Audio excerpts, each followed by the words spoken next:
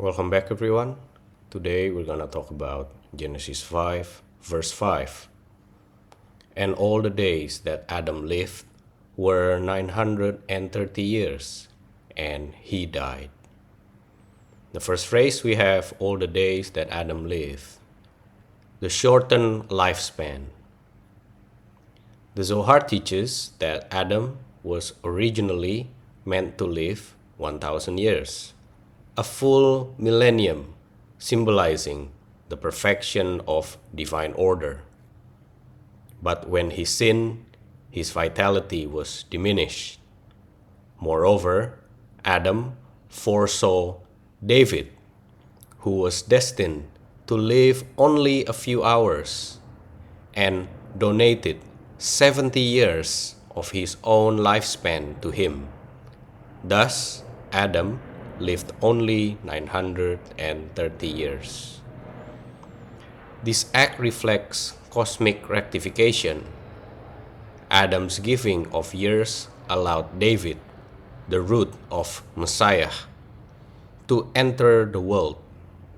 The Zohar explains that this was Adam's repair, sharing his light, so the messianic line could exist. The Midrash supports this. God originally decreed 1,000 years for Adam, but after his sin and his donation to David, only 930 remain. The Midrash stresses Adam's humility. He accepted death early so that a future Redeemer might live. The next phrase we have 930 years, symbolism of the number. 930 is not random. It signifies incompletion. The missing 70 years from 1000 reveal that humanity after the fall exists in a deficient state, always longing for fullness. The 70, however, is not lost. It reappears in King David, representing kingship, judgment, and the hope of redemption. The Midrash connects 930 to the fragility of man. No matter how long he lives, even centuries, death remains inevitable. This emphasizes the truth of Genesis 3, verse 19. Dust you are, and to dust you shall return. The next phrase we have, and he died, the first human death. Adam's death was not just personal, it was cosmic. The first bearer of the divine image returned to the earth, signaling that the material body could not contain eternity after the fall. Yet the Zohar says Adam's soul ascended into the higher Garden of Eden, restored through repentance, awaiting resurrection. The Midrash emphasizes that Adam's death was a warning to all his descendants. Sin brings mortality, yet it also became a comfort.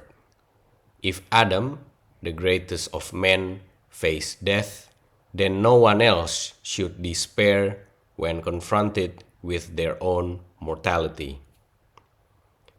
Death became part of the divine plan of cleansing before resurrection. The Kabbalistic symbol behind the verse is death as tikkun, rectification. In Kabbalah, Adam's shortened life shows the paradox of human existence. He was meant to embody eternity, but his failure introduced mortality. Yet by giving 70 years to David, Adam transformed death into a seed of redemption. Death became not an end, but part of the process of renewal, pointing to resurrection and the Messianic era. To summarize, Genesis 5 verse 5 describes Adam's death, but the Zohar and Midrash see it as profound. The lesson from the verse, Adam's 930 years, symbolize incompletion, but his donation of years to David reveals the hidden path of rectification. Death itself became the seed of hope, as Adam's sacrifice ensured that the line of Messiah would live. That's it for today. Thank you very much for your donation.